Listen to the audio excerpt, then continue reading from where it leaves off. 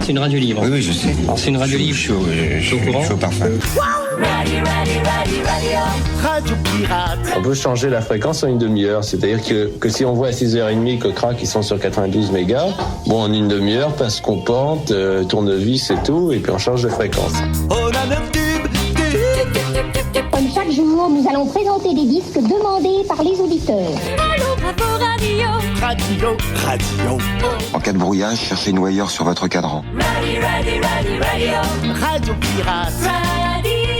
Alors les 4 conditions sont les suivantes. Premièrement, il doit s'agir de radios associatives, disposant et présentant des programmes originaux. Deuxième condition, elles ne doivent pas constituer de réseau et respecter les lois sur la presse. Troisième condition, la portée théorique maximum ne doit pas dépasser un rayon de 5 km autour du point d'émission. Et enfin, la quatrième condition, qui est d'ailleurs la plus importante, eh bien, c'est l'impossibilité de financer ces radios-là à l'aide de la publicité. Radio.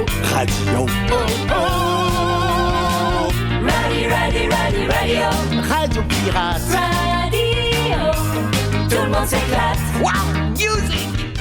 Et bonjour, bienvenue sur Westrack Radio et en direct de la Cité Numérique. C'est Tiffaine avec vous. On est ensemble jusqu'à 18h30 pour la fête de la radio. Ce sera une émission spéciale. On commence aujourd'hui, on terminera vendredi, donc tous les jours de 17h à 18h30 avec un programme bien chargé. Au cœur de ces émissions, eh bien, un LH Talks avec du coup des innovations sur le numérique, sur le territoire havrais, différents invités qui seront là chaque jour, un zoom sur des radios aussi qui ont animé les années 80, les radios libres sur le Havre. Aujourd'hui, petite exception, on parlera de DAB+, et de télégraphie sans fil. Je vous en dis pas plus, on en parlera tout à l'heure. Et des artistes aussi du Havre et de Rouen joueront en clôture de l'émission avec un live. Vous êtes bien sûr invités à venir sur place nous voir avec moi. Il y a Mathieu à la technique. Bonjour Mathieu. Bonjour Tiffaine. Tu vas bien ? Eh ben écoute, ça va pas mal. On va animer cette émission tous les deux. Il y aura Quentin, Lucie et Oriana aussi toute la semaine avec nous. Et puis on peut commencer tout de suite. Eh bien, commençons Tiffaine. Nos premiers invités sont Jean-Baptiste et Karim, fondateurs de la LH French Tech, et Benjamin qui en est le président. Bonjour à vous trois. Bonjour. Bonjour Tiffaine. Ils sont beaux, ils sont sur scène. N'hésitez pas à venir, n'hésitez pas. Surtout, on vous fait gagner des postes DAB+, j'ai oublié de dire ça. Alors, à tous les trois, vous représentez donc la LH French Tech havraise, et on va commencer par le commencement. Qu'est-ce que c'est que la LH French Tech havraise ? Donc, bonjour à tous. La LH French Tech, c'est une communauté d'acteurs économiques havrais qui ont décidé de se structurer et de solliciter la labellisation French Tech auprès du ministère de l'économie il y a 2 ans. Il y avait en Normandie une association French Tech qui couvrait toute la région et il y a 2 ans, en fait, on a décidé d'avoir 3 écosystèmes distincts, Le Havre, Rouen et Caen, qui ont aussi leur communauté French Tech. Et puis nous, au Havre, on a la particularité de se structurer en association pour pouvoir répondre à un appel à manifestation d'intérêt qui était porté par la communauté urbaine Le Havre Seine Métropole, qui visait à proposer l'animation du lieu dans lequel nous sommes. Et donc ici, la Cité Numérique. Et du coup, comment vous êtes arrivé, mais comment ça s'est fait l'arrivée à la Cité Numérique ? Ça arrivé l'année dernière, il y a 2 ans ? Alors en fait, la Cité Numérique devait ouvrir ses portes le 3 novembre 2020, date du confinement. Et donc depuis, elle n'a pas réouverte. Néanmoins, on a lancé des appels à candidature pour préparer la réouverture de la Cité Numérique, qui est maintenant effective. Et donc on a quelques premiers projets qui viennent investir la Cité Numérique, on pourra en reparler. Justement, je voulais en parler puisqu'il y a plusieurs projets qui ont été validés. Est-ce qu'on peut en citer quelques-uns ? Oui, bien sûr. J'en cite un et puis je te passe la parole, Benjamin. 1 ou 2. On a une start-up qui s'appelle Agriculture qui veut rassembler, faire du lien, en tout cas connecter les producteurs, agriculteurs aux consommateurs. Donc plutôt que d'aller acheter des différents produits dans un supermarché, on peut plus facilement rentrer en relation avec ces agriculteurs qui sont proches de chez vous et pouvoir consommer local. Et de façon plus facile, et c'est simplifié, quoi. Et comment ça se passe ? Du coup, j'imagine que le fait d'être au sein de la Cité Numérique, ce sont aussi des projets en lien avec le numérique. Du coup, pour mettre en lien tout ça, c'est un site, une application, ou je ne sais... Pour postuler ? Pour mettre en lien, justement, en relation, comment on fait pour trouver les agriculteurs qui vont vendre des c'est produits. une application que les fondateurs d'agriculture sont en train de développer au sein de la Cité numérique, accompagnés par l'équipe de la Cité et avec un réseau de partenaires qui les aident à lancer leur start-up et aussi à les financer. Voilà. Donc c'est des projets aussi en lien forcément avec le territoire. C'est bien quand c'est en lien avec le territoire. Aujourd'hui, le programme d'incubation de la Cité numérique, parce que c'est ça, hein, il est généraliste. Demain, on aimerait aussi le spécialiser aussi en fonction des besoins des entreprises locales pour que on puisse identifier le territoire du Havre comme un écosystème qui propose des services d'incubation en lien avec ce qui fait notre identité, le maritime, le portuaire, le tourisme, et l'habitat, la logistique et l'habitat. Benjamin, si tu veux nous dire. Et l'habitat, pourquoi pas, parce qu'effectivement, il y a une autre start-up qui s'appelle Filzy, qui est incubée à la Cité numérique, dont l'objectif est de définir un nouveau critère lors du choix d'un logement, que vous soyez futur acquéreur ou futur locataire d'un logement. Comment Filzy et la capacité de pouvoir proposer un critère bruit ou luminosité pour choisir son nouveau logement. Et du coup, le critère bruit, il est mesuré, on va sur place, on le mesure comme ça ? Alors on est en plein dans l'innovation justement parce qu'on utilise les nouvelles technologies sur en particulier les objets connectés.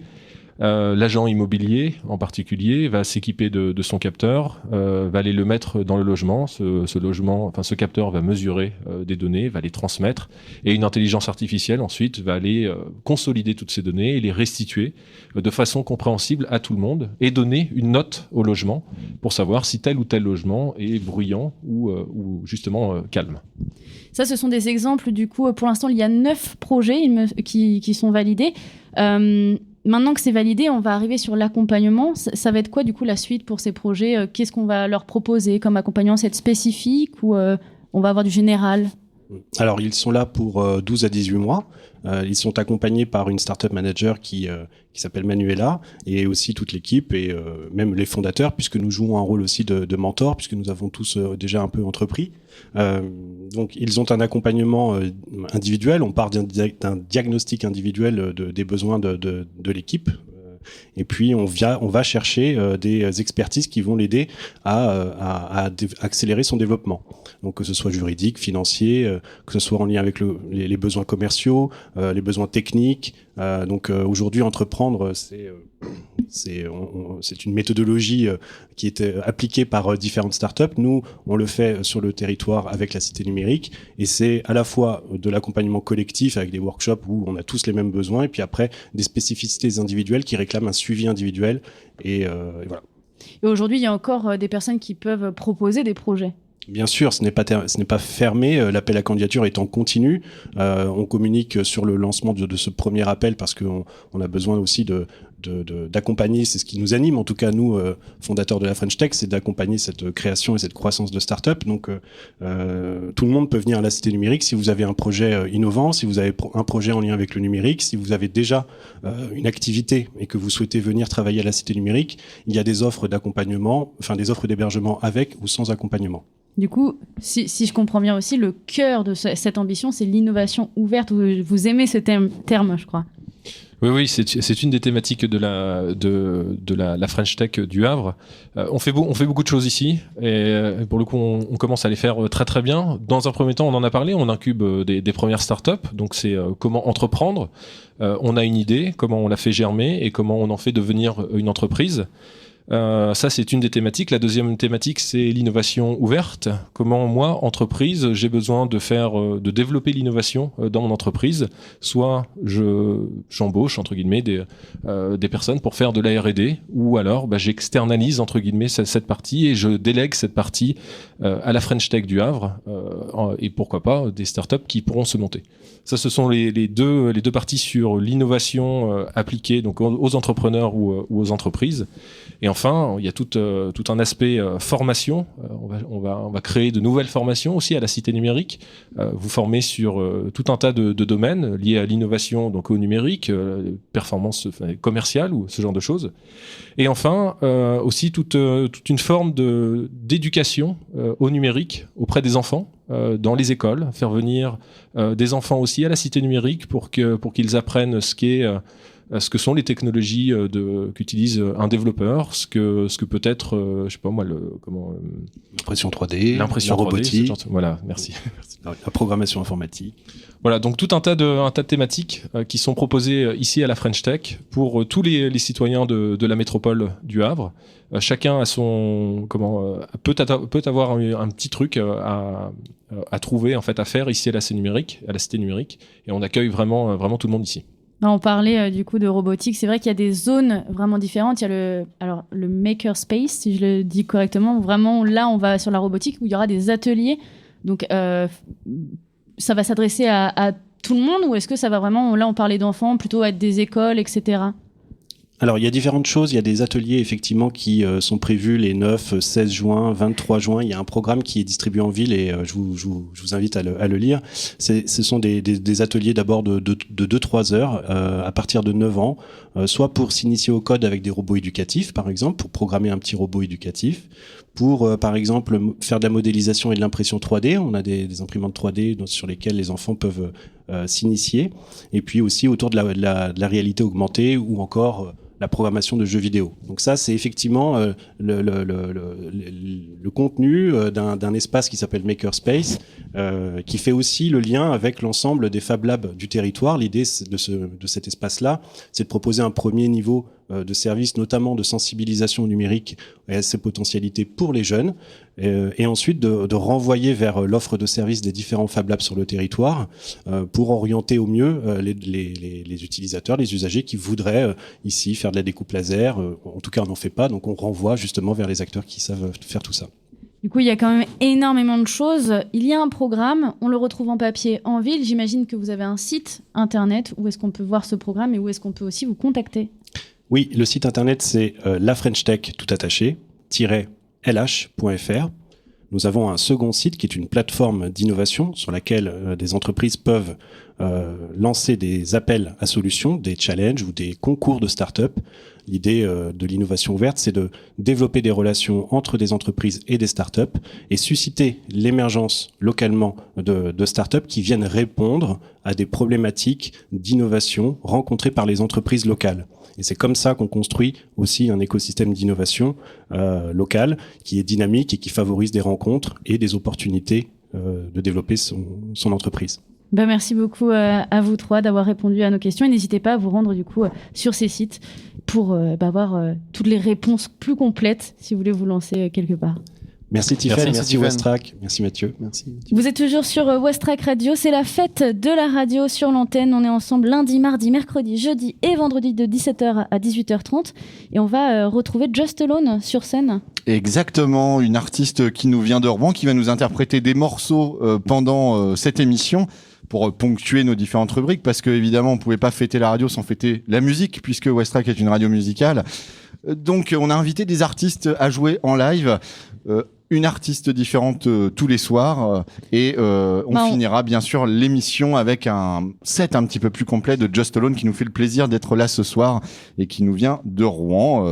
Est-ce que tu es prête ? Je suis prête. Eh ben, à tout à l'heure.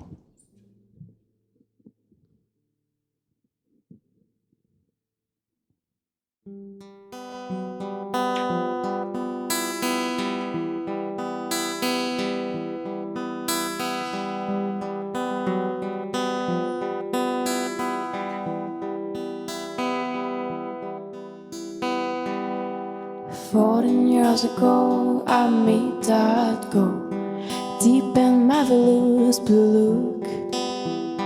Johannesburg crossed in a curse. This land is that as Ronnie Burns. Life can be mean as Captain Hook, chasing Peter Pan, oh Peter Pan. Life can be mean as Captain Hook, chasing Peter Pan, oh Peter Pan.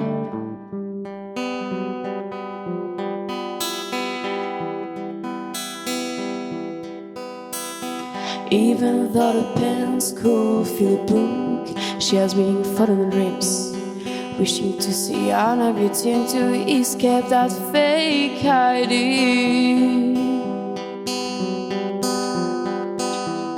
Life can be mean as Captain Luke, chasing Peter Pan, oh, Peter Pan. Life can be mean as Captain Luke, chasing Peter Pan, oh, Peter Pan.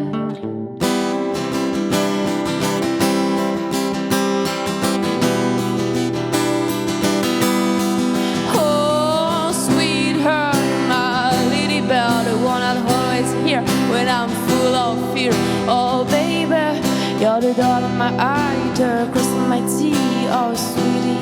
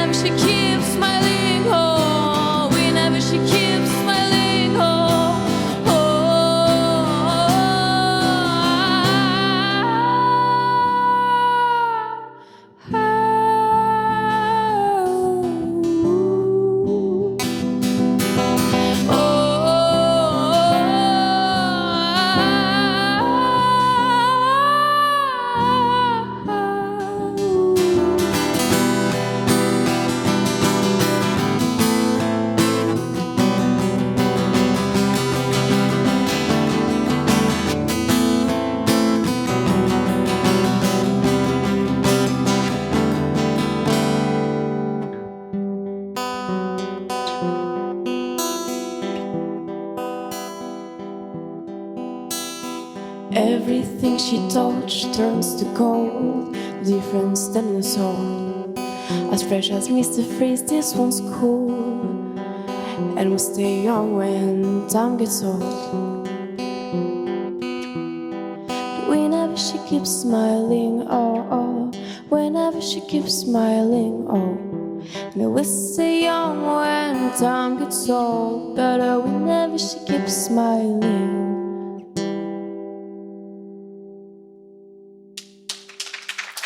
Merci beaucoup.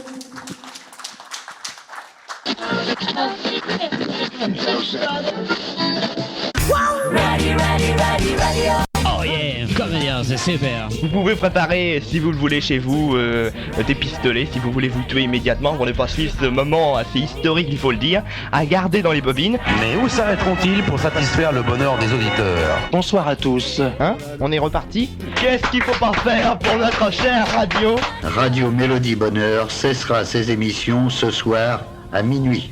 Concert au Centre culturel de Sainte-Adresse avec le violoniste Jean-Yves Métayer et la pianiste Maria Rantanen-Marouani le 5 juillet à 21h.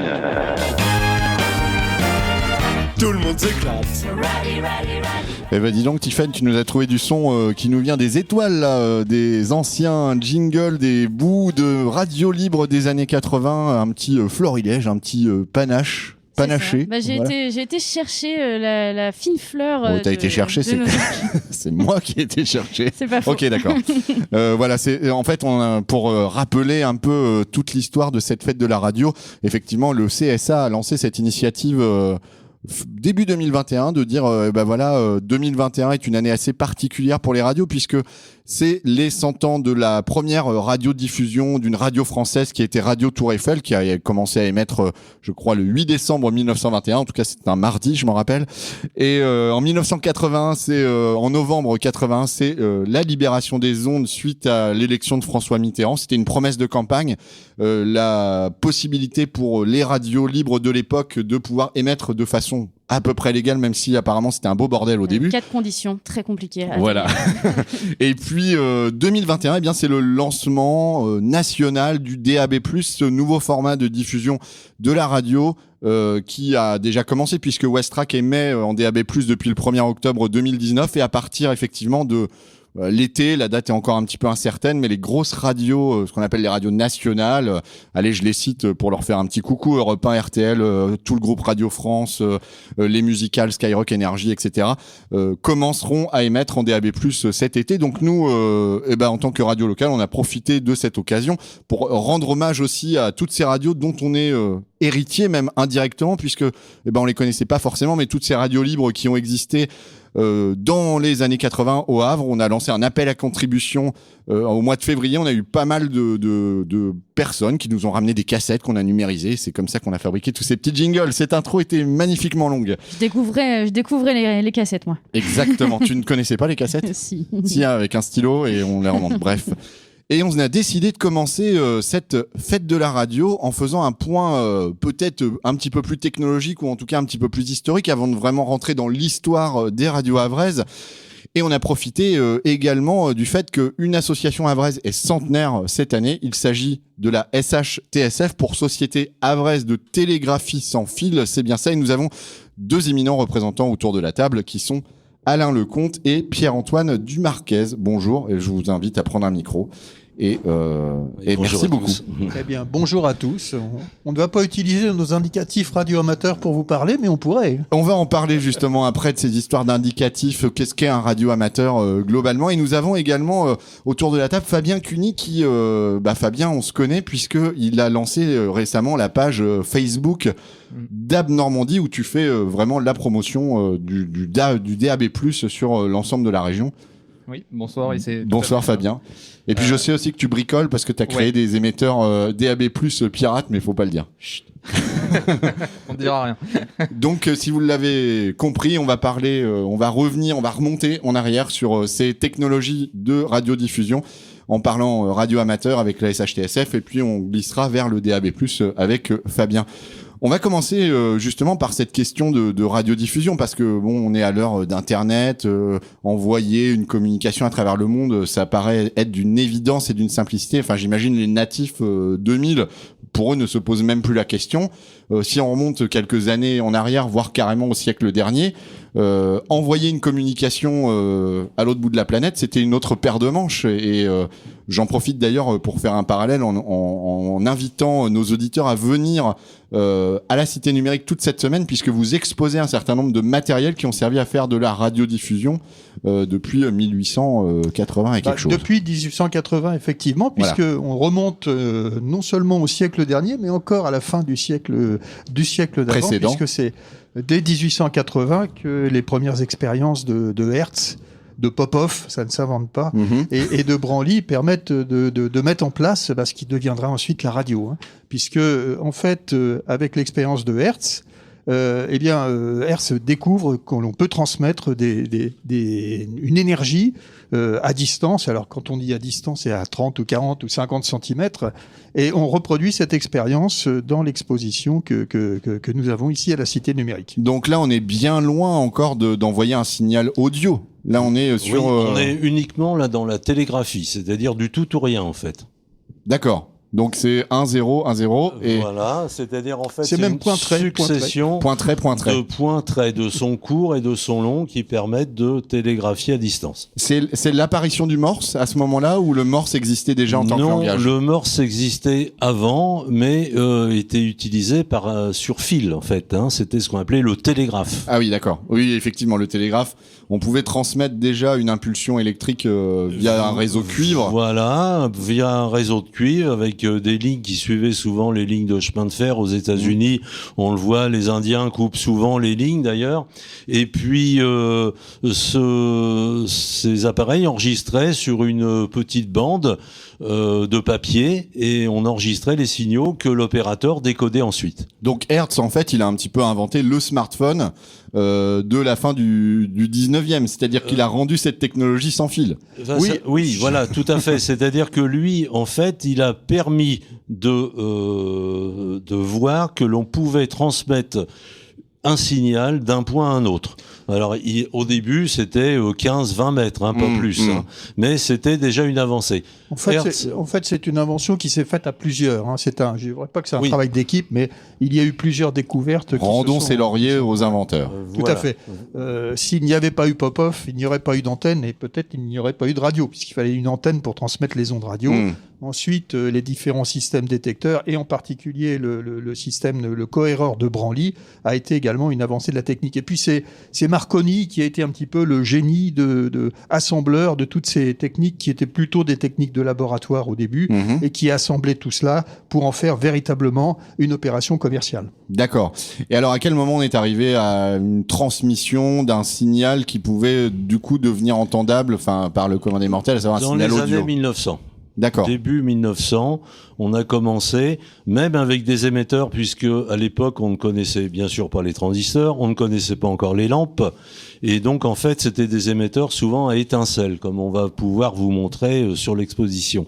Alors, ce qu'on peut remarquer d'ailleurs, c'est qu'on passe rapidement de la télégraphie à la téléphonie, puisque les premiers essais de téléphonie sans fil se font en 1900. Sans fil. Sans fil, oui, absolument. Voilà. D'accord. Sans fil, mais avec un émetteur à étincelles que l'on modulait. Alors, évidemment, ça n'avait pas une qualité extraordinaire, bien sûr. Hein, oui, puis j'ai vu que ça fait des bonnes étincelles quand même, faut pas mettre son doigt. Hein. Ah oui. Alors l'émetteur de la Tour Eiffel, lui, vous avez vu une étincelle qui faisait à peu près de 2 cm de long. Oui. L'émetteur de la Tour Eiffel, c'était 40 cm. Ah oui, donc faut pas passer dans l'étincelle. Faut pas passer dans le faisceau. Voilà. Donc début 1900, on commence à... c'est encore expérimental, mais les premiers signaux émis par la Tour Eiffel, je crois que ça doit être début des années 1905, 1904-1905. Oui. Mais ce sont surtout des signaux télégraphiques qui permettent déjà au départ d'envoyer les tops horaires de façon à ce que les navires en mer puissent faire le point.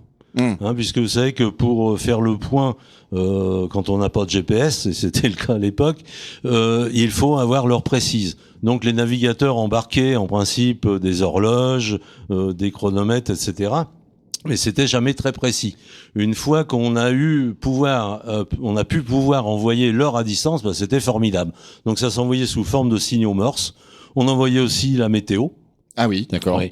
Et c'est ce qui a sauvé la Tour Eiffel de la démolition, en fait. Oui, on lui a trouvé finalement une utilité, alors qu'elle ne faisait pas tout à fait l'unanimité chez les Parisiens à l'époque de l'exposition universelle. Il était prévu qu'elle soit démontée, en effet. Ouais, pour les Parisiens, c'était un tas de ferraille qu'il fallait enlever de leurs yeux. Mais ça a eu un intérêt militaire, en fait, la Tour Eiffel. Ça a eu un intérêt militaire, puisque, évidemment, très rapidement, la marine et l'armée de terre, il n'y avait pas encore d'armée de l'air, la marine et l'armée de terre se sont intéressés à ces moyens de communication.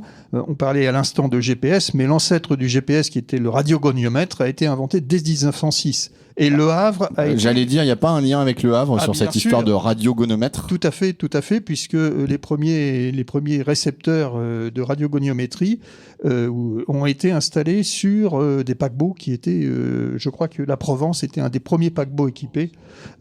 C'était d'ailleurs le premier paquebot sur lequel a sévi Arsène Lupin. La première aventure d'Arsène Lupin se passe sur la Provence. On fait un petit brief technologique parce que là on parle de radiogonométrie comme si tout le monde était au courant de ce que c'était. Qu'est-ce que c'est la radiogonométrie? Eh bien, c'est l'ancêtre du GPS. C'est tout simplement avec 3 émetteurs qui émettent, plus exactement avec 3 récepteurs qui sont placés dans un triangle. On appelle ce système de mesure la triangulation. Eh bien, on est capable de repérer en dirigeant les antennes vers un point d'émission. Eh bien, on est capable de savoir où se trouve l'émetteur en question. Donc, un grand intérêt pour tous les systèmes de radionavigation. Un coup de Thalès et on arrive à savoir où on se trouve. Exactement, voilà. C'est tout à fait ça. Et là, on est en 1905-1906. D'accord. Et en fait, j'ai l'impression que Le Havre a toujours été un petit peu dans ses expérimentations technologiques. Et justement, on est à la French Tech ce soir. Et c'est pas un hasard, justement. On pense que la radio a encore un bel avenir numérique devant elle.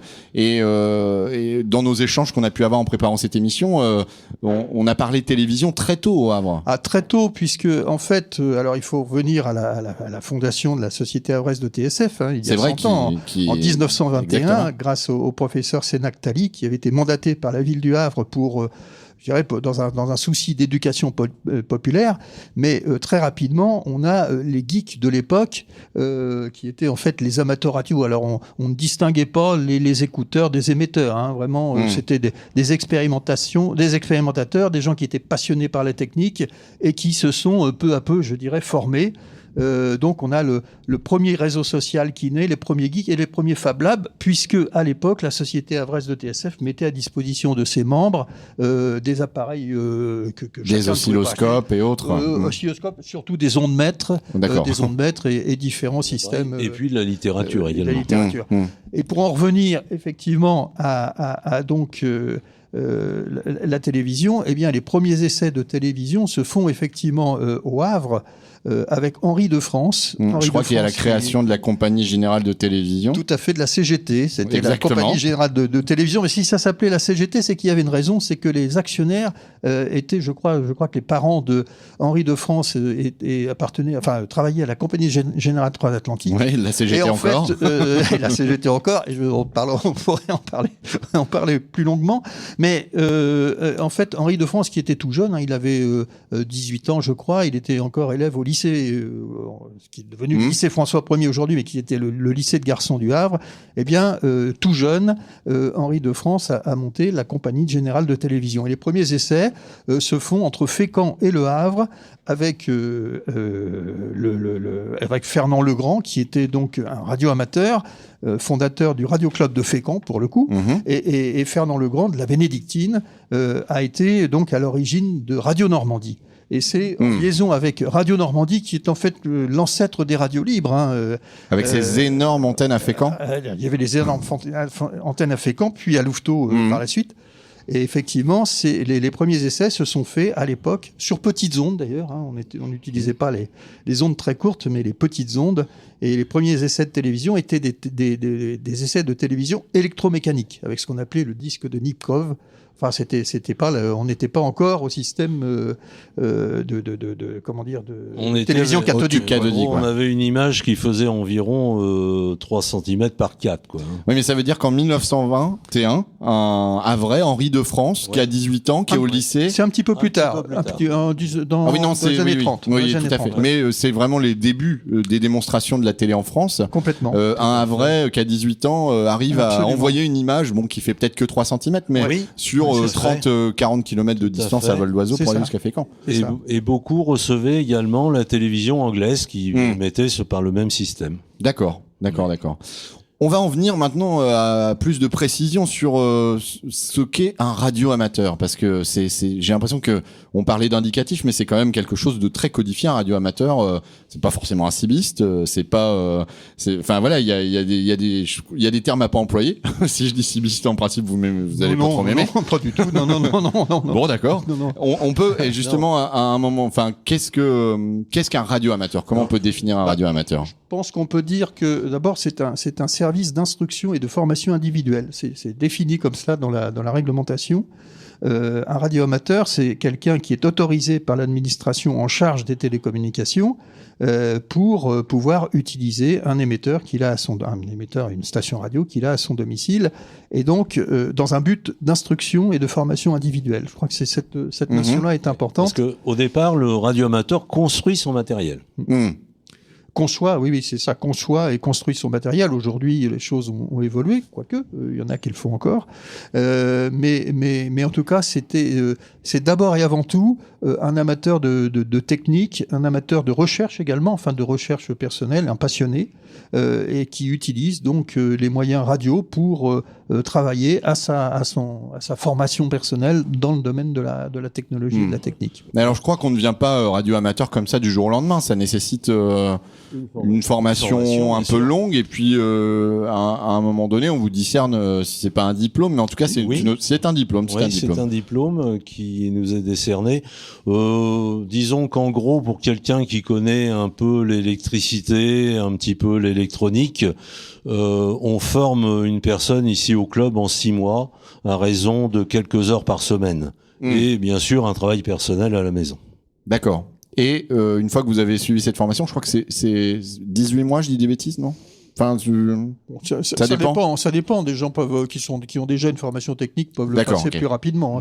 Ça peut aller de 4 mois à 2, 3, 4 ans. Mais... oui, mais enfin, généralement, quelqu'un qui a un peu de connaissances, en 6 mois, ça fait... D'accord, ok. Et on vous délivre un indicatif. Oui. On vous délivre d'abord, un accord. Enfin, disons, on passe un examen. Cet examen, c'est un examen de technique, d'une part. On nous pose plein de questions techniques. On nous pose également des questions sur la réglementation. Qui passe cet examen? Qui vous fait passer cet examen? Alors, c'est l'ANFR, c'est-à-dire l'Agence nationale des fréquences radio. Donc, il y a 2 centres dans la région. Il y a Villejuif et puis il y a Boulogne. Nous, généralement, on va à Boulogne, c'est plus facile. Et on est très bien reçu là-haut. Et on passe un examen qui est sous forme de QCM. D'accord. Simplement. Donc, un examen technique, examen administratif, en fait. En fait, très précisément, il y a un certificat d'opérateur radiotéléphoniste maintenant, puisque jadis, il y avait aussi un examen d'opérateur radiotélégraphiste. Et ensuite, il y avait un contrôle de la station, et c'est la station qui avait un indicatif particulier. Et pour le coup, les radioamateurs ont pris l'habitude de se désigner par l'indicatif de leur station. Par exemple, Alain Lecomte, qui est à côté de moi, est F1 BGI. Et donc, sa station, Alain F1 BGI, mais on s'appelle entre nous. Donc, entre vous, vous utilisez les prénoms. Là, absolument. Les prénoms ou nos indicatifs, ça dépend. D'accord. Et alors, la SHTSF a 100 ans, puisque le club a été créé en 1921. Oui. Combien y a-t-il à peu près de radioamateurs? Est-ce que tous les radioamateurs havrais du territoire font partie de la SHTSF? Est-ce qu'il y a des radioamateurs qui sont en dehors de tout ça? Combien vous êtes un peu sur le territoire? Pour la SHTSF, on est une petite 50aine de membres. On n'est pas obligé d'appartenir à la Société Havraise de TSF. Ça fait pas partie pour avoir l'indicatif, il ne faut pas être regroupé dans une association. D'accord, c'est pas nécessaire. Et d'ailleurs, comme dès la fondation, dès les années 20, il y avait plusieurs radioclubs sur le Havre. Il y avait le radioclub de Frileuse, le radioclub de Méville, la radio libre du Havre. On parlait déjà de radio libre en 1921. Et donc tous ces radioclubs en fait ont disparu avec la guerre. Et seule a subsisté la Société Havraise de TSF, puisque les autres radioclubs ont disparu en 39-45. Oui. Alors après, il y en a quand même un autre radioclub au Havre qui s'appelle le RCH, et qui est en fait un club de cibistes au départ. Et comme la CIBI, ça a un peu périclité, les gens se sont formés aussi à la radio amateur, sont quelquefois aussi venus nous voir. On a une très bonne entente entre nos 2 associations, et c'est un autre radioclub qui fait partie aussi du panel havrais. Et alors, venons-en dans le concret, quand on est radioamateur, qu'on a son indicatif, qu'est-ce qu'on fait? Eh bien, on pose dans le poste. Voilà. Pas seulement. Mais pas seulement. Alors déjà, on peut soit acheter ou construire notre matériel. On installe aussi nos antennes, parce qu'il faut des antennes assez conséquentes si on veut avoir une portée importante. Et puis après, on dit qu'on trafique, c'est-à-dire qu'on va rentrer en contact avec différentes stations dans le monde. D'accord. Alors, bien sûr, on ne peut pas dire tel jour on va contacter tel endroit du monde, c'est un petit peu au hasard la chance. Au gré de la propagation. Bon, il y a des règles là-dedans quand même, on arrive à faire des prévisions, mais généralement, quand on appelle, on ne sait pas qui va nous répondre. D'accord. Alors, il y a aussi d'autres moyens radio qu'on peut utiliser qui nécessitent des prises de contact préalables, ou en tout cas des prévisions préalables. Par exemple, si on veut contacter l'ISS, la station internationale. D'accord. Thomas Pesquet est radioamateur. Oui, j'ai vu qu'il y avait quand même des grands noms. Je sais pas, c'est pas George Clooney, mais en tout cas un acteur américain très célèbre qui est également Marlon Brando. Aussi. C'est pas George Clooney. Marlon Brando, entre autres. Le roi du Maroc, je crois. L'ancien roi du Maroc qui était radioamateur. Enfin, il y a différents. Le roi de Jordanie également. Oui. D'accord. Et donc l'objectif, c'est de parler avec quelqu'un. Oui. Alors parler, en fait, c'est d'avoir. En fait, l'objectif. C'est d'avoir une communication. Au départ, c'était de faire son matériel et de le tester. Donc de le tester et puis de voir jusqu'où on portait, jusqu'où on pouvait contacter. Et c'était ça l'intérêt en fait. L'intérêt de la conversation est plus limité parce qu'on n'a pas le droit de parler, bien sûr, des choses qui fâchent. Il y a des règles. Il y a des règles. On n'a pas le droit de parler de politique, de religion, etc. Mais par contre, on parle technique, on parle météo.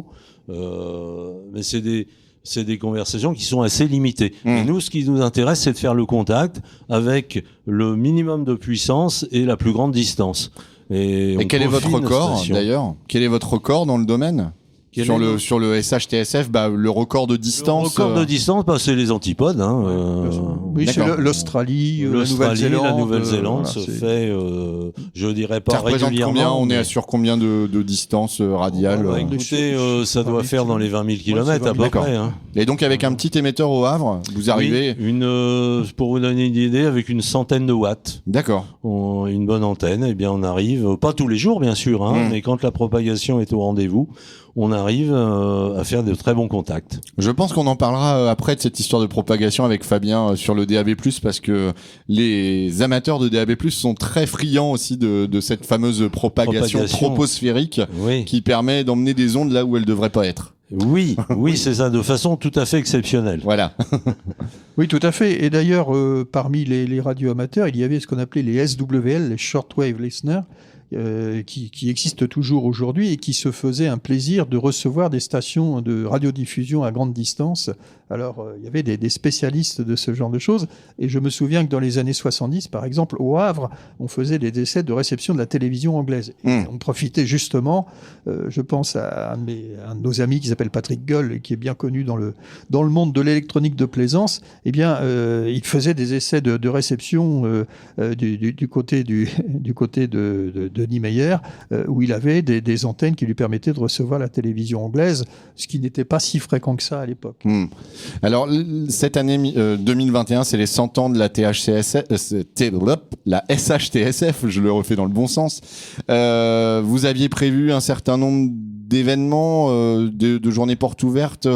Du coup, on a profité effectivement de cette fête de la radio pour proposer une exposition au sein de la Cité numérique. Est-ce que vous avez d'autres événements durant cette année pour fêter ce centenaire? Alors oui, effectivement, il y a eu plusieurs événements dont certains sont en cours. Alors bien sûr, la crise sanitaire n'a pas aidé à la tenue de tous les événements. L'intérêt de la radio, c'est que ça permet de justement de communiquer à distance. Mais nous avons par exemple mis en place un concours pour les radioamateurs qui consiste à devoir contacter le Radio Club. Plus nous avons un indicatif spécial. On parlait d'indicatif tout à l'heure. Un indicatif spécial qui est TM100 SHT, et TM100 SHT est présente sur les ondes radioamateurs pour justement que les radioamateurs qui sont intéressés par ce contact puissent nous contacter et puissent recevoir un diplôme. Il faut pour ce faire contacter TM100 SHT plus 3 stations havraises. Et donc on leur décerne un diplôme, puisque c'est aussi une des pratiques dans le monde radioamateur, de décerner des diplômes en fonction du nombre de départements contactés, du nombre de régions, etc., etc. Enfin, il y a différentes règles.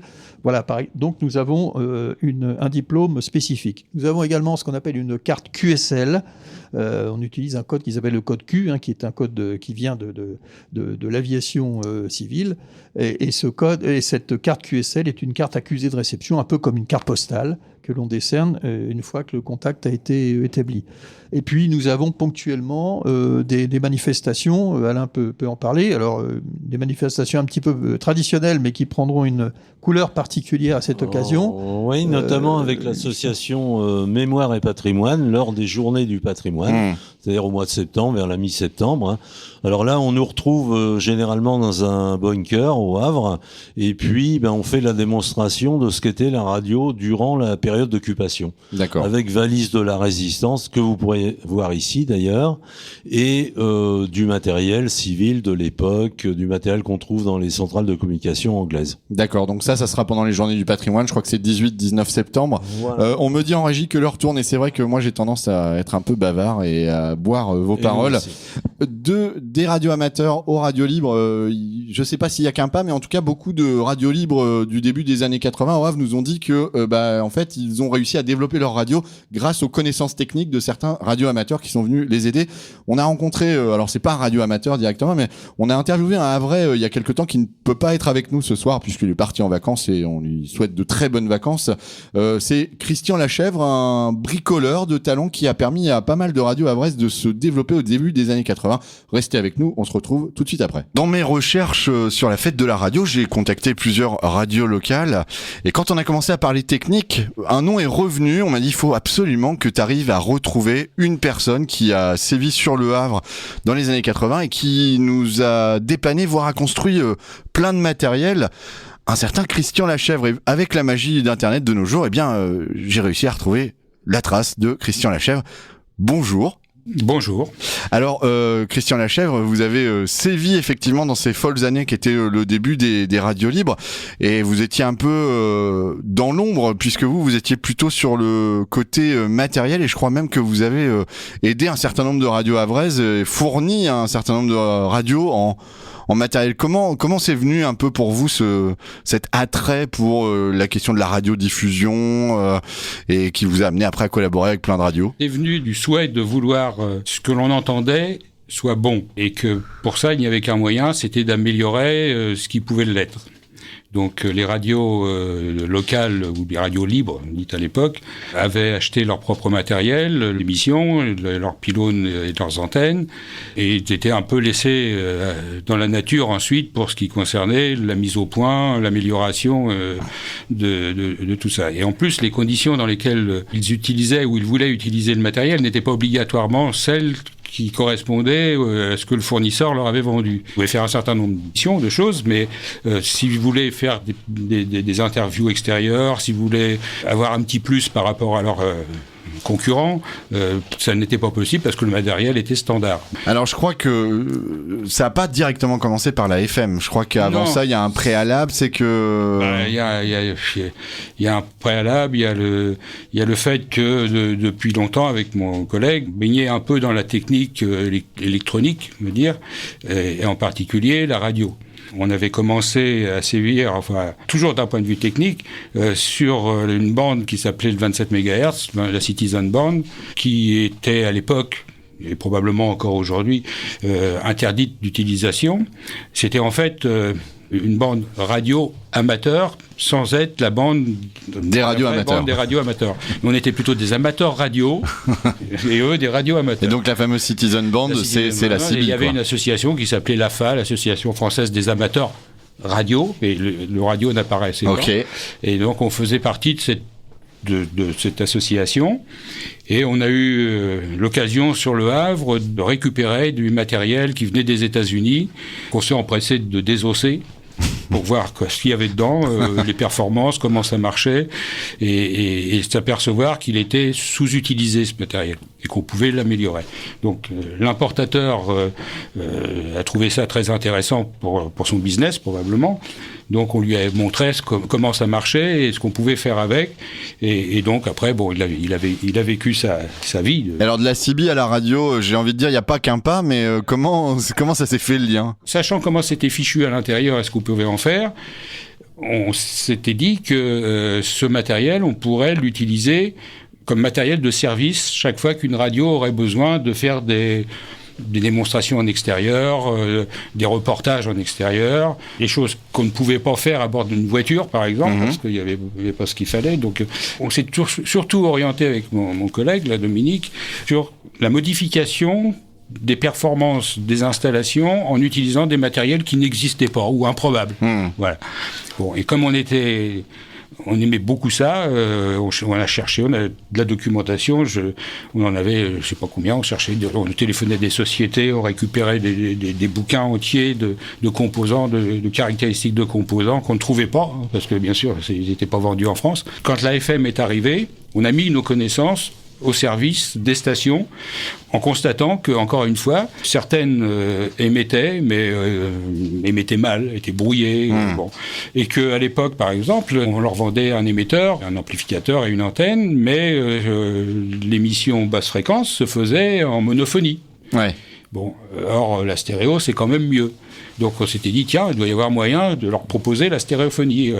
On a donc travaillé sur comment on faisait de la stéréo. Donc on a mis au point un codeur stéréo qu'on a proposé pour la première fois à une des radios locales du Havre, qui s'appelait Radio Cap de la Hève. On se rappelle à peu près à quelle période ça pouvait être? 82, je pense. 82. Ah oui, c'est vraiment 82, les débuts. Parce que la libéralisation s'est faite en mai 81, mais le temps que tout ça se mette en place, je pense que c'est 82. Donc j'imagine que quand Radio Cap de la Haye a commencé à émettre en stéréo, toutes les radios sœurs devaient être un peu jalouses. Nous on savait ça parce que justement venant de la CB, enfin de la Citizen Band, on avait des contacts avec les gens de la Citizen Band qui étaient passés aussi dans les radios FM. Donc entre autres chez RCH, enfin Radio Cap de la Haye, chez Ecomédia, il y en a eu aussi, et puis Force 7 avait récupéré aussi des gens qui, ces patrons de radio, nous connaissaient par l'intermédiaire des gens qui venaient de la CB. Et donc Radio Force 7 n'a pas manqué de me contacter parce qu'il était vert d'avoir été vaincu sur le poteau, je dirais. Il n'avait pas eu sa stéréo, lui, parce qu'il voulait l'acheter. Et donc, voilà, donc lui n'a pas été le premier, il a été le deuxième peut-être sur le Havre à avoir la stéréo. Et alors, je crois que en plus de ces codeurs stéréo, vous aviez aussi développé sur demande de certaines radios des dispositifs pour pouvoir justement faire de la radio à distance, enfin en mobilité, en extérieur. Tout à fait, c'est-à-dire que ça c'était les deux radios du Havre de l'époque, RCH et Force 7, c'était des amis au départ qui un peu s'est un peu distendus. Et puis il y avait une radio locale qui était extérieure au Havre, qui était la radio de la campagne, on va dire un petit peu, qui ne nuisait pas aux radios du Havre, et qui avait un programme autre que passer de la musique, qui avait des ambitions autres au départ. Et surtout, les besoins de cette radio Comédia n'étaient pas les mêmes. C'est-à-dire qu'ils avaient bien sûr l'émetteur central dans leur local, mais comme ils faisaient beaucoup d'extérieur, il n'y avait aucun matériel qui existait à l'époque pour pouvoir faire des retransmissions à l'extérieur, parce que c'est du service et que tout était à créer. Donc, en fonction des besoins de cette radio Comédia, notre ami Dominique s'est rapproché de nous et puis on a regardé un peu ce que l'on pouvait faire en fonction de ses besoins. Donc, par exemple, il voulait retransmettre des matchs du HAC à Deschazos. Étant installé à Saint-Laurent ou à Saint-Martin, c'était pas facile de faire la transmission. On a imaginé des liaisons de service qui permettaient aux reporters qui étaient dans Deschazos de signaler à la radio qu'il voulait prendre l'antenne pour pouvoir retransmettre le match ou une partie du match ou un événement qui s'était produit. Et inversement, la radio pouvait appeler son reporter dans Deschazos, et tout ça en utilisant l'émetteur, le codeur stéréo, en émettant un signal que seule la radio entendait. Les spectateurs, les auditeurs, de l'époque, n'entendaient pas ces signaux que l'on avait fabriqués qui permettaient d'avertir qu'il y avait une prise d'antenne qui allait se faire. Donc vous êtes vite devenu un peu comme ça identifié sur le Havre. Plusieurs radios ont fait appel à vous, notamment aussi pour des dépannages. Ça s'est su, il y a eu des jaloux. mais ce qu'on a oublié de préciser, c'est que vous avez fait ça sur votre temps libre, voire carrément sur le temps nocturne, puisque c'était pas votre activité principale. Tout à fait, oui. Et ça a pris comme ça une certaine ampleur. Ça prenait du temps de sommeil, et puis des week-ends, et puis de la vie familiale, parce que ça marchait pas toujours du premier coup. Dans notre maison, j'avais aménagé un local pour faire travailler avec mon collègue, et puis il arrivait souvent que, une fois que c'était mis au point dans le bureau, on prenait la voiture pour aller faire des essais en pleine nuit. Il n'y avait pas de couvre-feu, il n'y avait pas de Covid à l'époque. Ça nous permettait d'aller faire les essais pour vérifier que ça fonctionnait bien comme on l'avait prévu, de façon à fournir à ceux qui en avaient besoin le matériel qui fonctionne, quoi. Et depuis ces années 80, du coup, après, vous avez un peu lâché l'affaire, en tout cas sur cette question. Vous avez toujours gardé un lien quand même avec... Non, c'est-à-dire que, on a vite vu, compris peut-être plus vite que les radios libres, enfin les radios locales d'ailleurs, qui ne pourraient pas tenir longtemps, parce que on fabriquait, nous, des trucs qui n'existaient pas. Et que, avec des moyens importants, d'autres pouvaient arriver avec des matériels performants qui permettraient, puis la technologie évoluant, qui permettrait de les écraser finalement. Et c'est un peu ce qui s'est produit. Au début, ils ont essayé de combiner ça avec des radios plus importantes. Quand Énergie est arrivé sur le Havre, il a tout écrasé parce qu'avec sa puissance, il n'y avait plus rien qui marchait. C'est toujours un peu le cas. Et là, on s'est aperçu que nous, c'était pas notre travail. On allait petit à petit arrêter ça, puis il fallait passer à autre chose quand même. Non, je dirais que à partir des années 85, ça durait entre 81 et 85. Après, sporadiquement, il y a eu des demandes. On avait fabriqué effectivement des petits émetteurs de 5 watts, de tout petits trucs pour des petites radios que je ne connaissais même pas, qui voulaient s'essayer à ça, mais ça s'est arrêté là. Christian Lachèvre, merci beaucoup pour ce témoignage et puis merci pour tout ce que vous avez fait pour les radios libres du Havre dans les années 80. Tu sais, ça nous a rappelé de bons souvenirs. Ça nous a rajeuni aussi. Et nous, ça nous a appris plein de choses. Et voilà, c'était l'interview de Christian Lachèvre. On avance un petit peu dans le temps. On a parlé du début du siècle, voire carrément du 19e.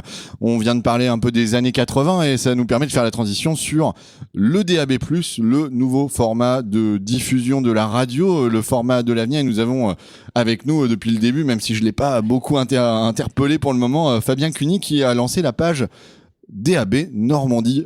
Je te re-souhaite le bonjour Fabien. Rebonjour. D'où vient cette passion pour le DAB, Fabien? Alors moi ça a commencé on va dire, dans la jeunesse avec la FM déjà. Enfin moi je suis jeune comparé. J'ai pas tout connu. Ça va se friter sur le plateau. J'ai pas connu toutes les époques. Pareil 1980, les débuts de la radio libre. Pas d'offense. Mais ouais moi j'ai eu que des archives ou des choses comme ça, quoi. J'aurais bien aimé connaître ça. On se dit toujours qu'on est né un peu trop tard et au final on découvre la FM, on découvre la radio numérique. Donc moi c'est pareil. C'est quoi un peu vos premiers émois par rapport à la FM? Les premiers émois, c'est parti tout bêtement de mon père qui arrivait, parce qu'il travaille aussi il travaillait dans l'électronique et dans l'informatique. Il arrivait avec une boîte à savon dans lequel il y avait un petit émetteur FM et c'est parti comme ça. D'accord. Mais en tant qu'auditeur? En tant qu'auditeur, ça a commencé tout bêtement, je dirais, dans la voiture familiale avec l'autoradio, et puis on voit ce qu'il y a, et puis on voit ce qu'on capte, et puis on s'attendait pas à capter ce genre de station, par exemple. Je sais pas, je cite, moi je suis de Caen, j'habite à Caen, et on se rend pas compte que finalement le Havre c'est à peu près 50 km de distance à vol d'oiseau, et puis qu'on capte quand même les radios du Havre dans une voiture à Caen. Donc ça a commencé tout bêtement comme ça. Dont Énergie par exemple qui s'impose. Ils ont un peu de puissance. Oui, c'est pas les seuls, mais... Donc un aspect quand même finalement assez technologique, un lien assez technologique avec la radio. Technologique, ouais, ça a commencé comme ça. C'est après côté réception, côté émission aussi, voir comment a été construit un émetteur, tout simplement. Je sais pas, comme tu le disais tout à l'heure, par exemple, quand on l'entendait dans l'interview aussi, avec les codeurs stéréo, les filtres, les antennes, les modulateurs aussi, ce genre de choses.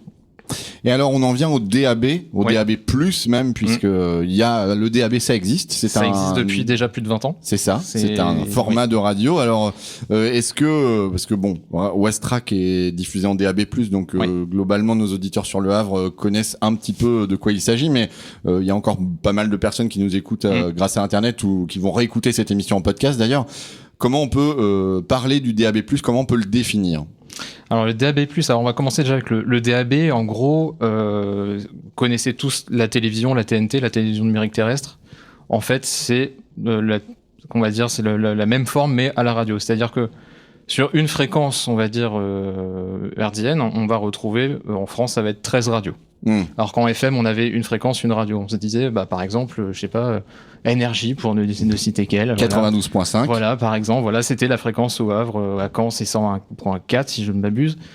Et en fait, là, l'intérêt de la DAB, c'est que on a plus de radios sur une fréquence. Donc ça va donner plus, on va dire, de radios sur une même ville. Par exemple, sur le Havre, techniquement, actuellement, on doit avoir une quinzaine, ou entre 15 et 20 radios FM. En DAB+, actuellement, on en a 26. Donc là, il y en a 13 plus 12 autres qui vont arriver. Plus 25, on sait pas quand, mais on sait pas quand, mais à partir de juillet, a priori, alors sur le Paris-Lyon-Marseille, donc ça va être le premier couvert par ce qu'on appelle le multiplex métropolitain. Donc un multiplex, c'est un ensemble de 13 radios en France, 12 ou 13 radios, ça dépend des cas. Voilà, après, depuis, on va dire qu'il y a eu des expérimentations de fait, on va dire qu'il y a eu aussi des bâtons dans les roues, on va dire, dans le lancement par quelques gros groupes qui voyaient ça d'un mauvais œil et de partager le gâteau. Oui, on peut en parler. On peut en parler, mais effectivement, en France, sur cette question du DAB+, parce qu'en fait, la radio est un des derniers médias qui n'avait pas fait sa révolution numérique. La télé l'a fait dans les années 2000. La presse est avec Internet. Avec Internet a fait sa révolution numérique. Et la radio, telle qu'on la connaît, n'avait pas fait cette révolution technologique et cette révolution numérique, alors que dans d'autres pays, et notamment en Europe et des pays limitrophes, la migration vers le DAB+, s'est entamée bien plus tôt qu'en France. Oui, par exemple en Angleterre et même en Belgique, c'est depuis 1996. C'est arrivé avec la DAB. Donc la DAB, en fait, quelle est la différence entre la DAB et la DAB+, c'est juste, alors je vais. C'est un format de compression. Voilà, c'est un format de compression. Je vais pas aller dans les détails. C'est comme le MP3 et voilà. le Wave ou je sais pas. Enfin c'est. Voilà, c'est ça. Le DAB en général, on reçoit encore quelques radios havraises en DAB quand il y a un petit peu de propagation. Avec les Anglais notamment en face. Mais c'est vrai que la qualité est moins. En plus, sans rentrer non plus encore dans les détails techniques, mais les algorithmes de compression ont vachement évolué en 15 ans. Et ce qui fait qu'une réception DAB peut, si on est en limite de couverture, peut être beaucoup moins robuste. Et donc, on peut entendre ce qu'on va dire des artefacts. On va dire, on reçoit bien et on reçoit mal. On est petit dans la zone entre les deux. Et donc, on entend comme si on voyait une bouillie de pixels sur une télé. Là, c'est à peu près la même chose. Alors qu'en DAB+, ça passe pas. Ouais. C'est, voilà, en fait, l'algorithme, on va dire, de compression, ou quand on reçoit une station, peut aller, entre guillemets, plus loin, si j'ose dire, en DAB+, qu'en DAB. Alors nous, on a encore plein d'auditeurs qui nous disent je comprends pas, je vous trouve pas dans mon autoradio. Oui, parce que en fait, ça fait partie d'une législation qui est arrivée assez tard chez nous, puisque dans les nouvelles voitures maintenant et les autoradios qui sont vendues en France, si je ne m'abuse, c'était obligatoire d'avoir un poste DAB+ intégré dans une voiture neuve, à partir du 20 décembre 2020, donc c'est arrivé assez tard. C'est-à-dire c'est arrivé en 2021, quoi. Oui, c'est ça, c'est arrivé en tout début d'année, là, il y a 5 mois, 6 mois, c'est encore tout récent. Donc il y a quelques constructeurs automobiles, je vais pas les nommer là, mais qui ont pris le pli assez tôt, on va dire, qui maintenant, depuis même 1 ou 2 ans, ont déjà équipé de série les voitures, donc pour pouvoir écouter la DAB+ en mobilité. Mais c'est arrivé assez tard et c'est à une condition, c'était que la France soit couverte à 20% de la population, ce qui était dans les normes, ce qui était acté déjà depuis un certain temps déjà. Donc maintenant, en fait, le déploiement du DAB+ s'est fait zone par zone, ça a commencé déjà il y a 4-5 ans. Il y a même plus que ça. C'était alors je crois que la zone Paris, alors les premières zones, ça devait être en 2014, si je ne m'abuse.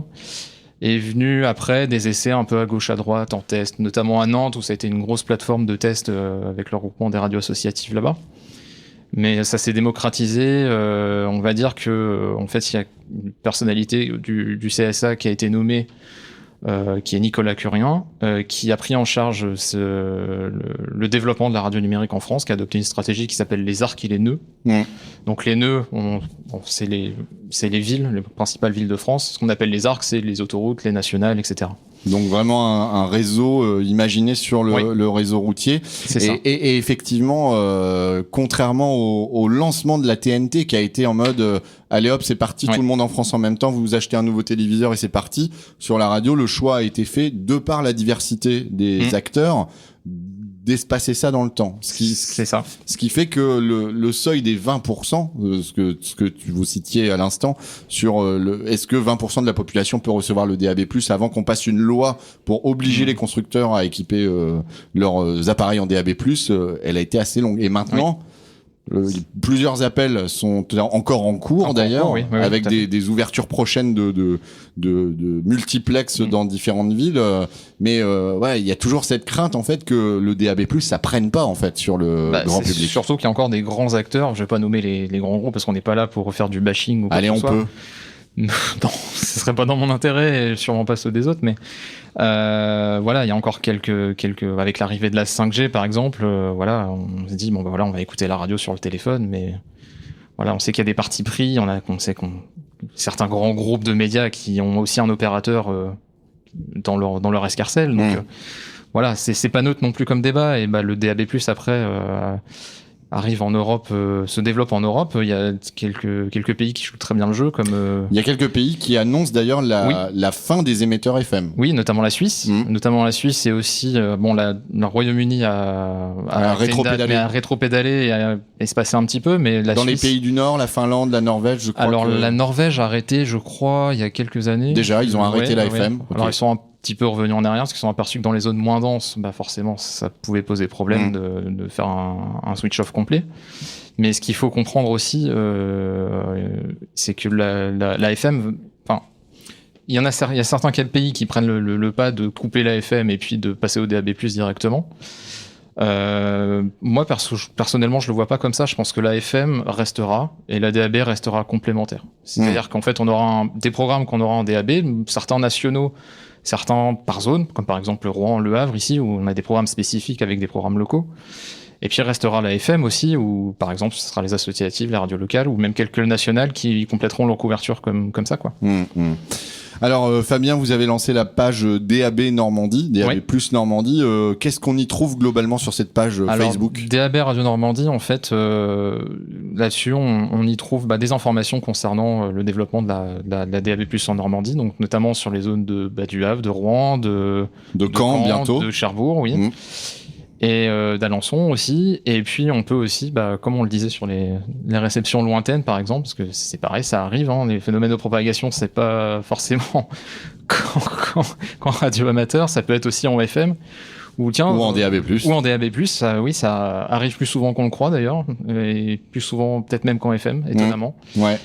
Et on se rend compte qu'on aperçoit, on va dans la voiture le matin, on lance la radio et puis il s'arrête sur une radio anglaise, qu'on capte très bien en qualité numérique. Oui, parce qu'on a oublié de préciser un certain nombre de points technologiques sur le DAB, mais là, j'ai un peu dépassé mon temps, mais effectivement, maintenant, il n'y a plus de recherche de fréquence, on appuie sur scan et il y a toutes les radios disponibles qui sont disponibles. On n'a même pas besoin de savoir quelle fréquence, on scanne, on affiche la liste des radios et on arrive. C'est le poste qui fait tout, qui décode tout. Fabien Cuny, merci beaucoup. D'ailleurs, des récepteurs DAB+, on en a un là sur la table et ce récepteur sera à gagner avec 4 autres récepteurs à l'issue de cette émission pour les gens qui sont dans le public exclusivement. N'essayez pas d'appeler. Il fallait évidemment venir et on fera gagner comme ça tous les jours 5 récepteurs. Dans quelques instants, nous allons recevoir une nouvelle fois Just Alone sur scène pour nous interpréter un nouveau morceau. Fabien, je vous remercie beaucoup d'avoir fait le déplacement de Caen pour nous éclairer un peu sur le DAB, même si évidemment on sait. Non, mais même si nous évidemment on sait ce qu'est le DAB+, mais c'est toujours bien de mettre une petite piqûre de rappel et on voulait profiter de cette fête de la radio pour ça. Mais de toute façon, la meilleure façon de découvrir comment ça fonctionne, c'est de venir et participer au jeu concours. Exactement.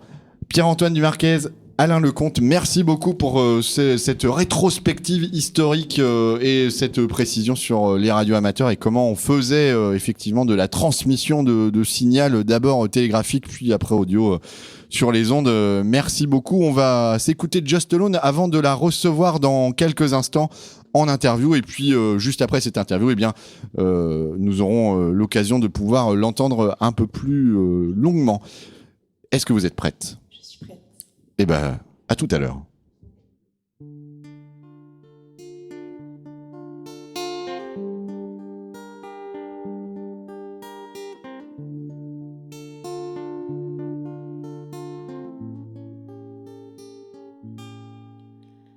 C'est rien, juste une poussière dans un système solaire. Une chose mystérieuse,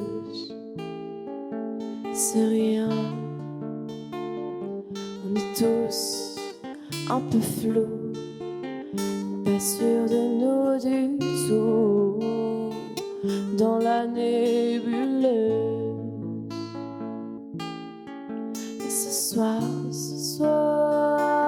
en regardant les étoiles, j'ai vu dans le ciel quelque chose qui brille, brille, brille. Oh, la belle étoile. Quelques étoiles filantes. Et toi, la belle étoile, autour de toutes ces figurantes. visible à l'œil nu. Si on veut, il fallait ouvrir les yeux sur ce point lumineux. J'étais à des années-lumière de penser qu'un jour je pourrais y croire. Ça me c'était ce désir qui monte en moi.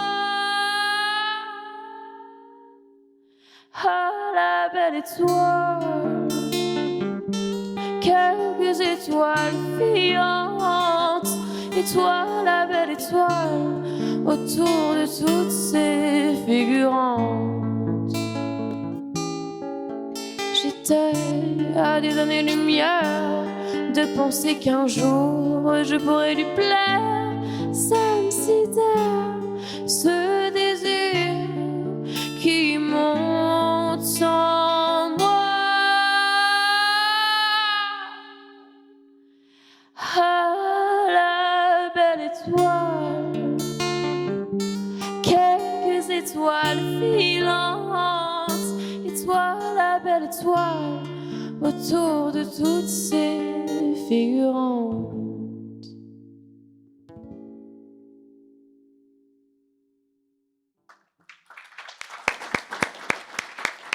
Merci beaucoup.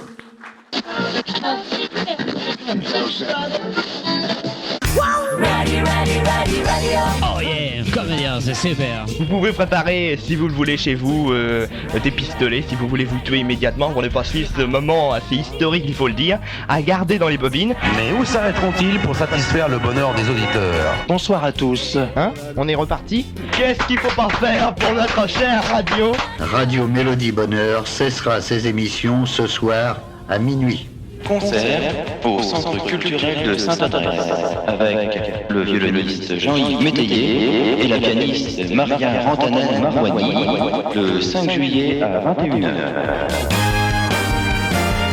Tout le monde s'éclate. Vous êtes toujours sur Westrack Radio, on est en direct de la cité numérique au Havre pour l'émission spéciale Fête de la radio. Ce sera tous les jours de aujourd'hui à vendredi de 17h à 18h30. On a pu écouter un morceau de Just Alone et je vais laisser place à Lucie pour la recevoir sur notre plateau. Alors tout d'abord, quel talent! Merci beaucoup. Elle se décrit donc comme un véritable ovni folk de la scène normande. C'est donc Just Alone qui inaugure cette première soirée live à la Cité numérique aujourd'hui. Angèle, donc merci bienvenue. Merci beaucoup. Just Alone, Just Alone, c'est un pseudonyme très bien choisi. Car c'est seulement vous, votre voix et votre guitare, comme on vient de l'entendre. Comment est né Just Alone ? Alors Just Alone, c'est né il y a des années, forcément. J'ai eu un goût pour la musique depuis toute petite. J'avais une guitare dans les mains à 3 ans et demi avec mon papa qui m'apprenait à jouer quelque chose à la guitare. Et puis ensuite le conservatoire à 6 ans. 6 ans, c'est ça. Et puis ensuite un premier groupe de rock qui s'appelait, on était les Power Supply. Et ensuite cette envie de partir seule sur ma route afin de justement créer mes choses et puis pouvoir assumer seule cette idée. Et puis des fois des bêtises, si j'en fais, au moins je peux tout assumer toute seule, comme ça c'est pas mal. Ça me permet de laisser pleinement cours à ma créativité et ça me plaît. Justement, vous avez baigné dans cette musique très jeune, avec des références comme Pink Floyd, Neil Young et même Rita Mitsuko avec vos 2 parents qui baignent dans la musique aussi. Comment est-ce que ça a inspiré votre musique aujourd'hui ? Alors je pense que déjà moi mon style de musique c'est plutôt la folk, du coup folk un peu country, vous écouterez ça un petit peu plus tard dans la soirée. Alors déjà je devrais remercier premièrement mes parents pour toute cette culture musicale qu'ils m'ont inculquée. Voilà, les Rita Mitsuko, c'était plutôt ma maman. Neil Young et Pink Floyd, plutôt mon papa. Donc, je pense que les deux ensemble, ça fait un espèce de mélange de style de musique un petit peu mélancolique, folk, et puis un peu country aussi. Voilà. Oui, folk, country, même un peu une mélodie envoûtante.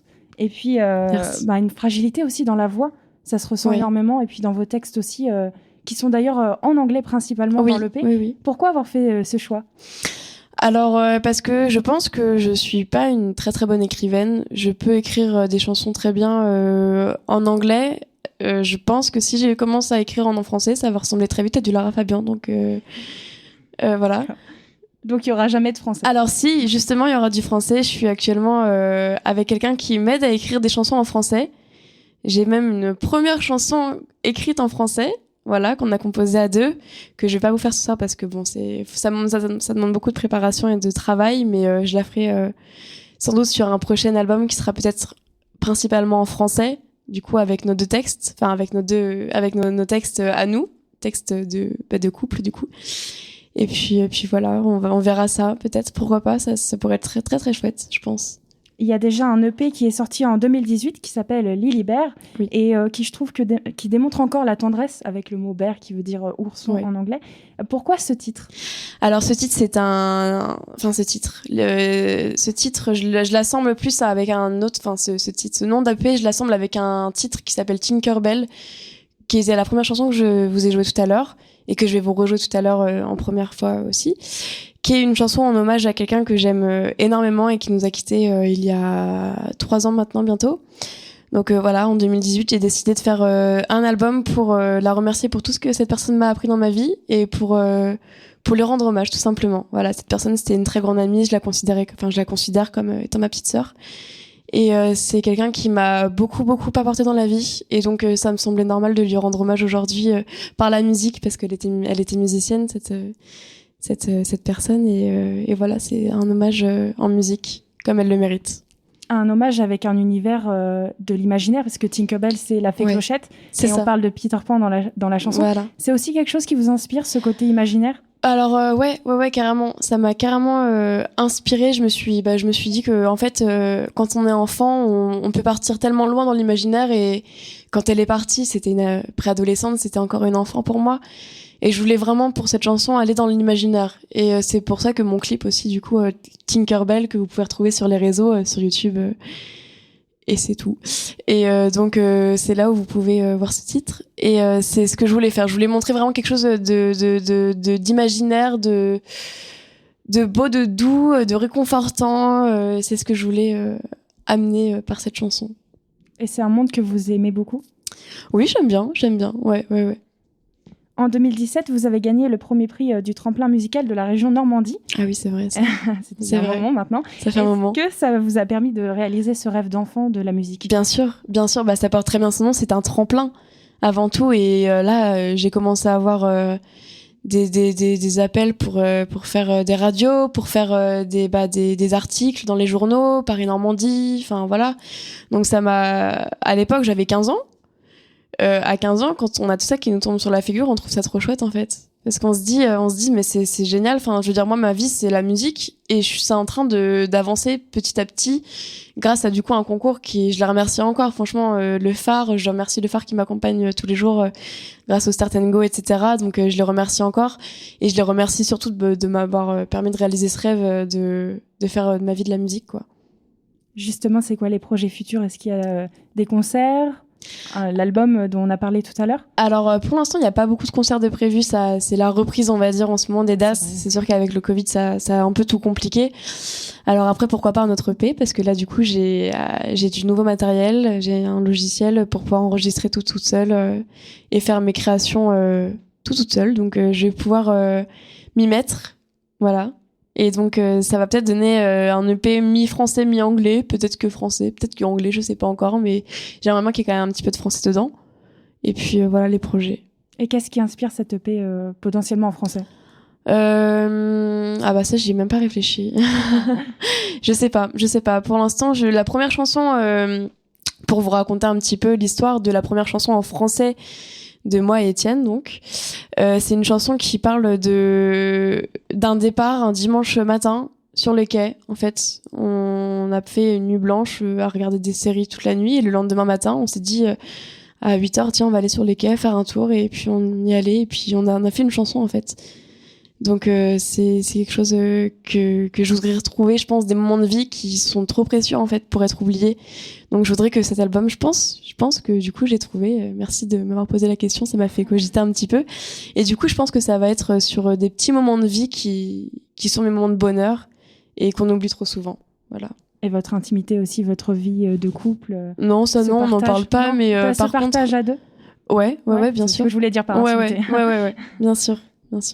Alors, tous les titres de l'EP sont disponibles sur les plateformes d'écoute en ligne. Oui, 2020. Spotify. Et on peut aussi trouver à la sortie, pour ceux qui sont avec nous aujourd'hui, les albums bien rangés. Voilà, les petits EP qui sont à côté, au niveau du bar. Voilà. N'hésitez pas à aller voir ça tout à l'heure. Et donc, on vous laisse pour un petit moment concert. Merci beaucoup. Merci beaucoup Lucie pour cette interview et le temps que Just Alone se prépare, puisqu'on va se quitter sur ce concert de Just Alone.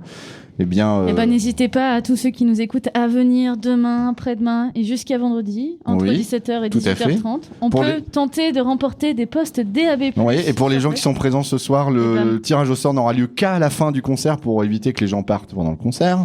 On se retrouve demain à partir de 17h à la Cité Numérique pour une nouvelle émission dans le cadre de la fête de la radio. Demain, on parlera d'Actuel FM et nous aurons sur scène l'artiste avraise White Velvet. Je laisse Just Alone se désaltérer un petit peu, donc je meuble un petit peu. Et LH, on va parler du projet LH Smart Port City. Exactement. Merci de le préciser, Tiffen. Tout a l'air assez bien calé au niveau de la technique. Just Alone, si vous êtes prête, on est en votre compagnie pendant cette vingtaine de minutes. Et je vous donne rendez-vous demain. Salut à toutes et à tous.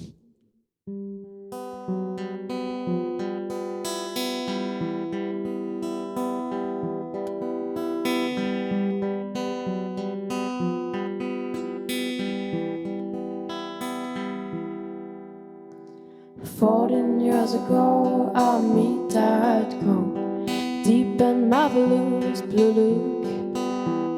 Charmless baguette, pros in a cones. This land is sad as Ronnie Burns. Life can be mean as Captain Hook, chasing Peter Pan, oh Peter Pan. Life can be mean as Captain Hook, chasing Peter Pan, oh Peter Pan.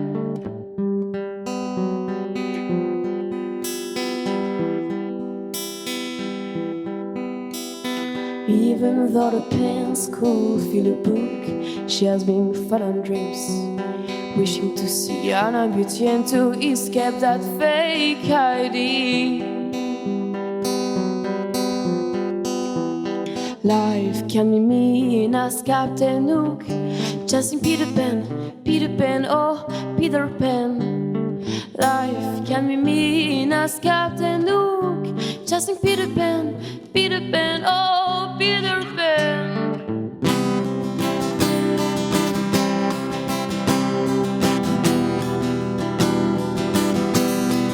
Oh sweetheart, you're my lady belle, the one I'm always here when I'm full of fear.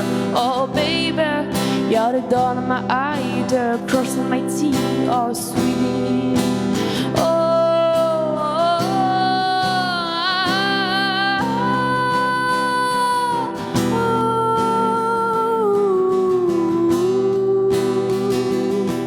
She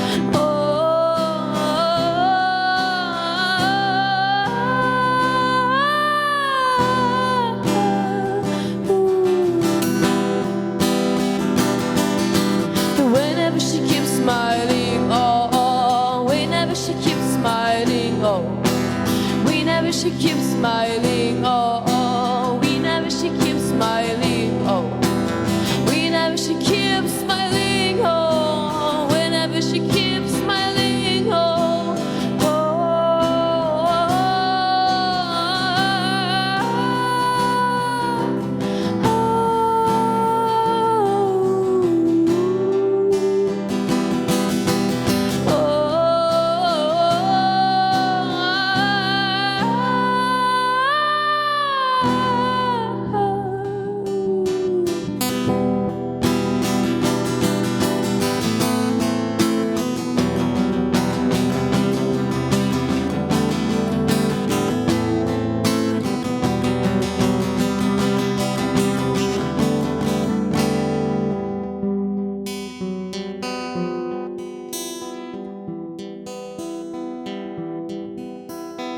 Everything she touched turns to gold, different than in a soul. As fresh as Mr. Freeze, this one's cool. And we stay young when time gets old. But whenever she keeps smiling, oh, oh. Whenever she keeps smiling, oh. And we'll stay young when time gets old. But whenever she keeps smiling.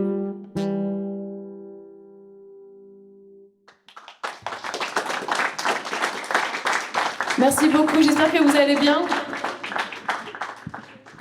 Je suis super contente de me retrouver devant vous. C'est ma première scène avec du public, donc forcément, ça redonne tout de suite du baume au cœur.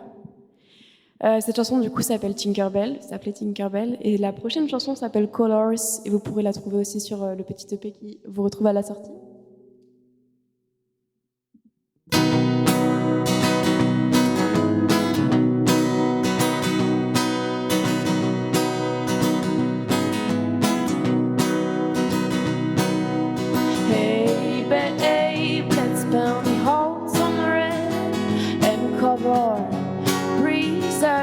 About turn heads. Hey babe, let's burn the hearts in blue, so you know how much I love you.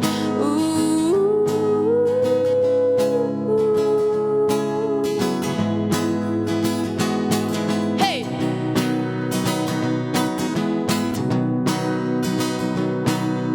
Hey babe, let's burn the hearts.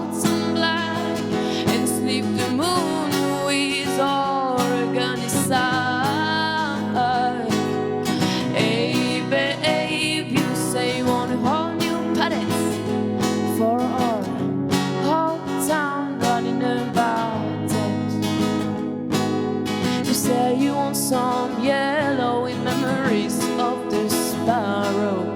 You want some green in memories of Eileen. You say you want some rose to feel our shadows. Oh, oh, hey.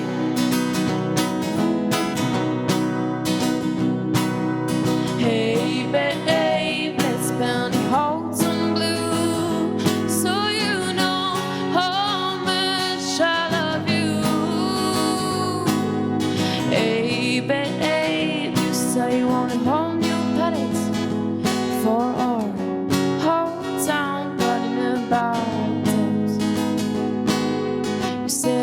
Some yellow in memories of the sparrow. You want some green in memories of Eileen. You say you want some rose to feel our shadows.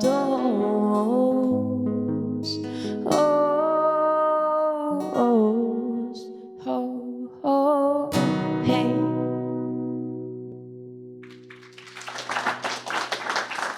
Merci beaucoup.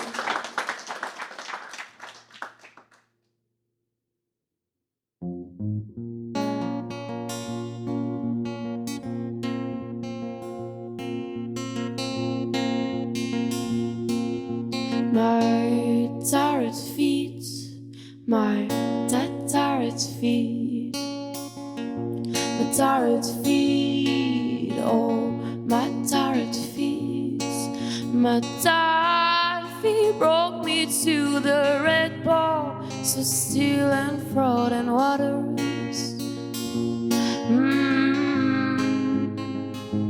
And although I've never been here, and although I've never been here, oh, I know that here I swam before. Oh, here I swam before. Soon I came, oh, so soon I came. Soon I came, oh, so soon I came. Soon I came through the silent place of destroy the voices.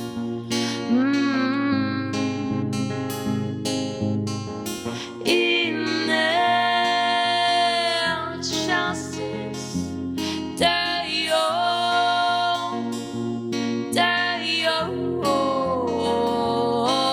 where Jesus keeps the street out. When Jesus, he keeps the heat out. Oh, when Jesus, he keeps the noise out. Oh, I know that he has swam before. Oh, here I swam before. Here outside I've run, I've walked, I've cried, and I've died. Oh, I slept into noon, then I've laughed, and then I sighed. How wrong did I? Here I swim before. I know that here I swam before. I know that here I swam before. Oh, here I swam before.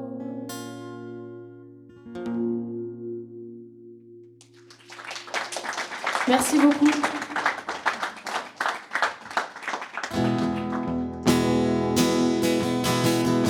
Est-ce qu'il y a des gens jaloux ici? Ça va? Je suis jalouse à en faire trembler les gens, à faire trembler mes jambes. Et même si c'est moi qui casse, j'en fous qu'on me remplace. Et ça me ronge, ça me pourrit, oh, ça me rend tant que ça me fout en l'air. Quand je sais que tu t'envoies en l'air, de l'air, de l'air, de l'air.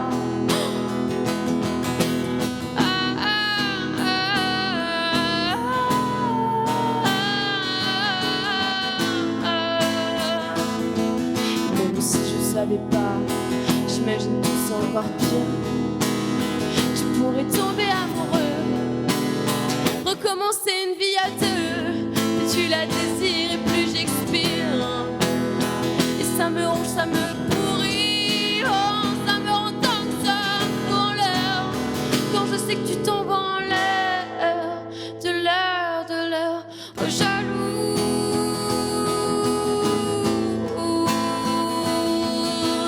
jalouse.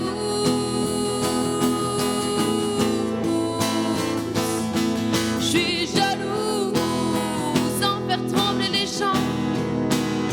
Et même si c'est moi qui casse, je m'en fous, je veux pas qu'on me remplace. Je suis jalouse sans faire trembler mes jambes. Je m'écraserai bien sur l'autoroute, mais tu t'en fous, t'es déjà loin. Le pire c'est d'être déjà trop loin.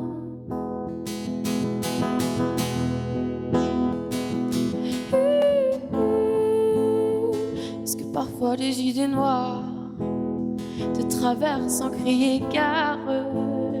Moi j'en ai un peu tous les soirs, pourvu que le temps les écrase. Est-ce que tu penses encore à moi comme je pense encore à toi? Est-ce que tu souffres autant que moi? Si c'est moi je te le pardonnerai pas.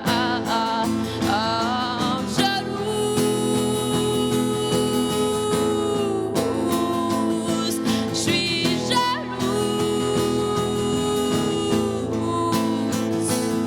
Et même si c'est moi qui casse, je m'en fous, je veux pas qu'on me remplace.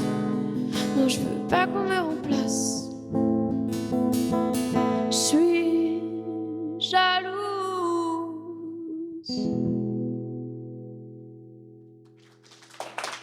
Merci beaucoup.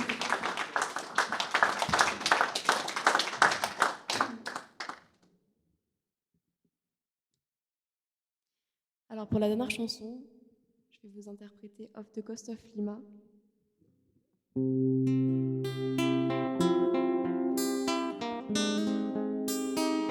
Qui se trouve également sur mon album 6 titres que vous pouvez trouver au bar, toujours au bar.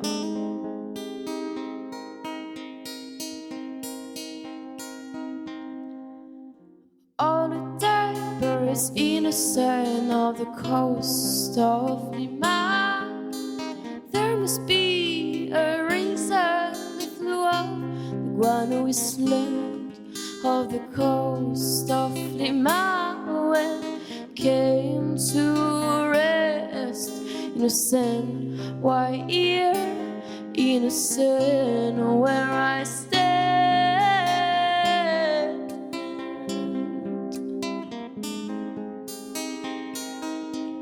They are like white beds, the corner morning the sands. They show me the trail to one place. I don't know, I don't know, I don't know.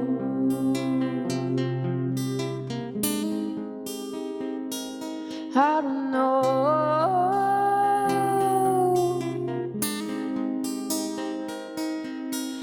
Say they fly of the Eastland when the blood grows cold and came to rest in a warm sand where I came.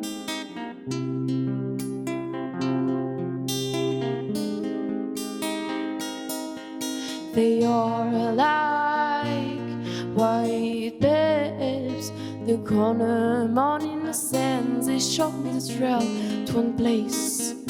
I don't know, I don't know, I don't know.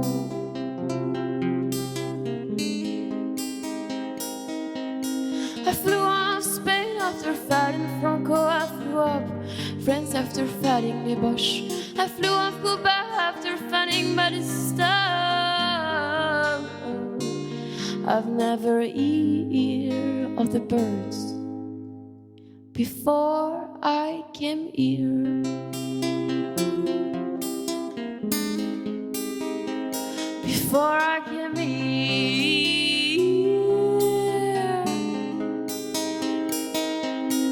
No, another reason what a line is said.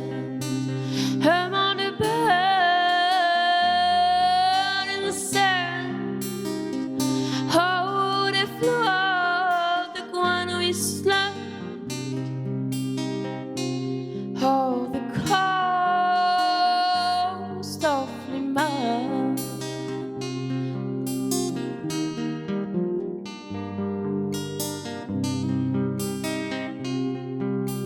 No another reason what a liner said among the birds.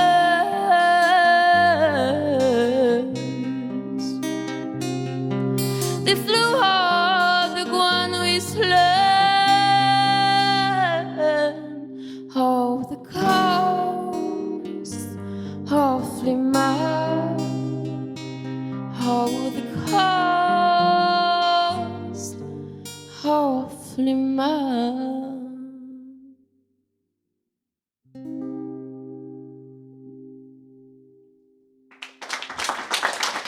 Merci beaucoup, merci à la régie du son, merci beaucoup à cet établissement qui nous accueille et merci beaucoup à vous surtout. Et j'espère que vous avez passé un agréable moment et je vous souhaite une très très belle soirée à vous. Merci beaucoup.